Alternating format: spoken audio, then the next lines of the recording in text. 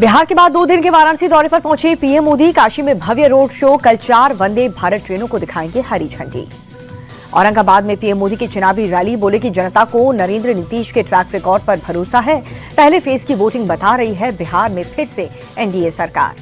भभुआ की रैली में प्रधानमंत्री का तेजस्वी यादव पर अटैक, कहा कि जंगल राज के युवराज के पास वादों को पूरा करने का कोई प्लान नहीं है। जब पूछा जाता है तो मुंह में दही जम जाता है।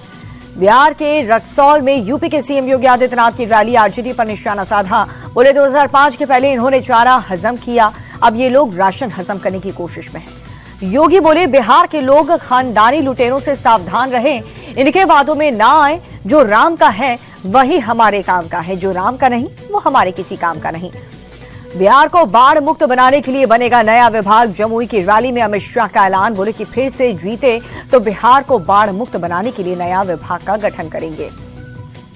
जमुई के बाद भागलपुर में अमित शाह की रैली, बोले कि कल का मतदान आरजेडी के लिए खतरे की घंटी, लालू की पार्टी का सफाया हो गया है। भागलपुर की रैली में राहुल गांधी ने उठाया वोट चोरी का मुद्दा, बोले कि मैंने लोकसभा चुनाव के साथ कई राज्य में वोट चोरी के सबूत दिए, अब बिहार में वोट चोरी की बीजेपी की कोशिश। बिहार के गोविंदगंज में जेपी नड्डा की रैली, बोले कि लालू जी कहते थे सड़क बना देंगे तो पुलिस आ जाएगी। नीतीश कुमार ने 31,000 गांवों को सड़क से जोड़ दिया। पहले चरण के मतदान पर सीएम नीतीश का ट्वीट, बोले कि रिकॉर्ड मतदान के लिए जनता का आभार, अब समय बिहार को सबसे ज्यादा विकसित राज्य की श्रेणी में शामिल करने का। पहले चरण में हुई बंपर वोटिंग पर जेडीयू के कार्यकारी अध्यक्ष संजय झा बोले, ये सरकार की वापसी के लिए वोटिंग है। जब जब ज्यादा वोटिंग हुई, सरकार की भी वापसी हुई। संजय झा बोले, महिलाओं ने भारी संख्या में मतदान किया, सुरक्षा सुशासन के नाम पर जनता के वोट डाले, एनडीए की सरकार बनना तय है। पहले फेज की वोटिंग पर चिराग पासवान का बड़ा दावा, बोले कि पहले फेज में एनडीए 100 से ज्यादा सीट जीतेगा। 2010 में इसी तरह की वोटिंग हुई है। बीजेपी के बिहार चुनाव प्रभारी धर्मेंद्र प्रधान बोले, एनडीए को बहुत बड़ा जनादेश मिलने वाला है। पहले चरण की वोटिंग ने फिर से एनडीए सरकार पर मुहर लगाई है। सपा प्रमुख अखिलेश यादव बोले, बिहार में महागठबंधन की सरकार बन रही है। चुनाव आधी सीटों पर हुआ, लेकिन फैसला पूरी सीटों पर हुआ। वंदे मातरम के स्मरणोत्सव कार्यक्रम में पीएम मोदी बोले, वंदे मातरम मां भारती की आराधना, ये गीत हमें आत्मविश्वास से भर देता है। पीएम मोदी बोले कि वंदे मातरम का मतलब संकल्पों की सिद्धि, ऐसा कोई संकल्प नहीं जिसकी सिद्धि ना हो सके। राष्ट्रगीत हमारे भविष्य को न्याय हौसला देता है। वंदे मातरम के 150 वर्ष पूरा होने पर दिल्ली में रामोत्सव कार्यक्रम, प्रधानमंत्री नरेंद्र मोदी हुए शामिल, डाक टिकट और स्मारक सिक्का भी जारी। वंदे मातरम के 150 साल पूरे होने पर लखनऊ में कार्यक्रम, सीएम योगी आदित्यनाथ हुए शामिल, बोले कि ये गीत ने पूरे राष्ट्र को एकता के सूत्र में बांधा।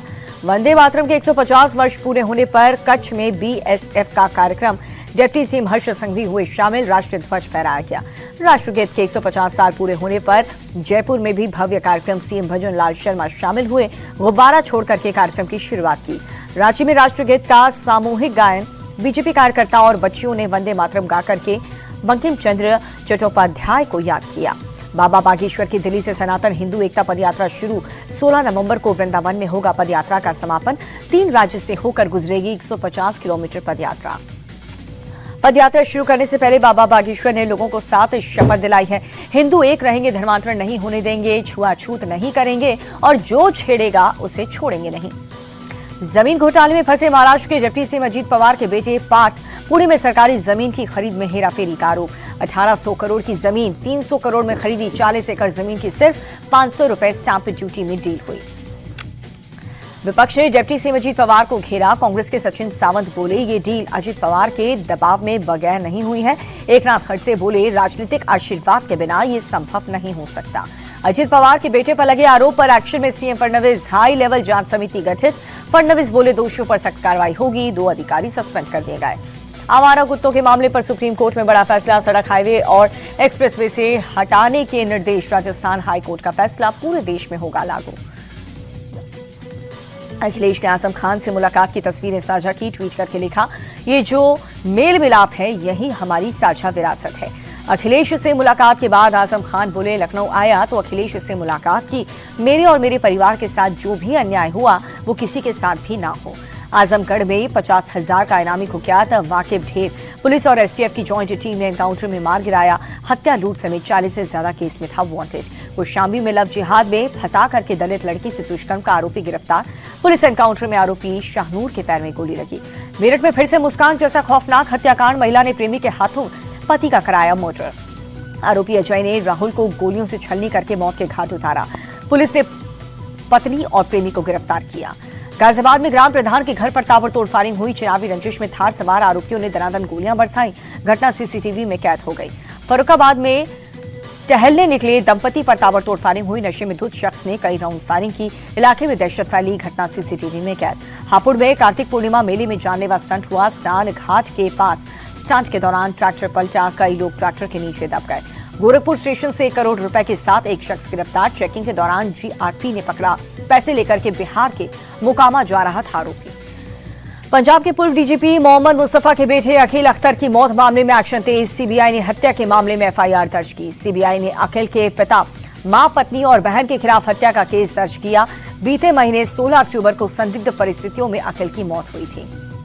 दिल्ली एयरपोर्ट पर एयर ट्रैफिक कंट्रोल सिस्टम में तकनीकी खराबी, 300 से ज्यादा उड़ानें प्रभावित हुई। इंडिगो, स्पाइस जेट समेत कई एयरलाइंस ने एडवाइजरी जारी की। सुविधाओं के लिए खेद जताया। यात्रा से पहले फ्लाइट स्टेटस चेक करने की अपील की।